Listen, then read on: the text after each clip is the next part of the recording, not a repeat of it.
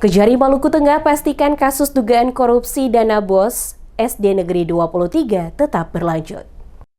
Kejaksaan Negeri Maluku Tengah memastikan proses hukum atas dugaan tindak pidana korupsi dana bantuan operasional sekolah pada SD Negeri 23 Maluku Tengah tetap berlanjut. Kasus yang menyeret pengelolaan dana BOS tahun anggaran 2020 hingga 2024 ini kini memasuki tahap penyelidikan. Kasih Intelijen Kejari Maluku Tengah, Markus Yongen Pangkei, menegaskan bahwa pihaknya tengah menunggu hasil audit dari Inspektorat Maluku Tengah untuk mengetahui besaran kerugian negara dalam kasus tersebut. Menurutnya, hingga kini sekitar 30 orang saksi telah dimintai keterangan. Mereka berasal dari unsur pejabat sekolah hingga pihak Dinas Pendidikan Kabupaten Maluku Tengah. Markus menegaskan proses penyelidikan terus berjalan secara intens. Setelah audit selesai, hasil laporan pemeriksaan akan diserahkan ke Kejari Maluku Tengah sebagai dasar lanjutan proses hukum.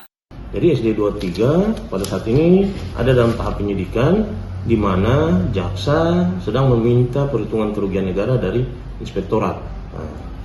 Kurang lebih saksi yang sudah dilakukan pemeriksaan sekitar 30 orang. Dari unsur mana saja itu, Pak? Kenapa? Dari unsur mana saja? Sebagian besar dari unsur sekolah dan dinas. Kemudian tahun anggaran yang diperiksa di SD 23 ini dari tahun anggaran 2020 sampai dengan 2024.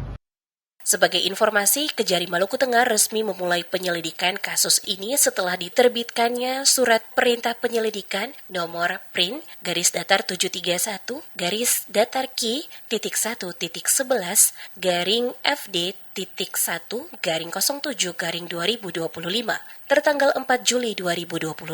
Surat tersebut menjadi dasar hukum bagi Kejaksaan untuk mengusut dugaan korupsi dana BOS di SD Negeri 23 Maluku Tengah. Kejari memastikan kasus ini tidak akan berhenti sebelum seluruh fakta dan kerugian negara berhasil diungkap secara tuntas.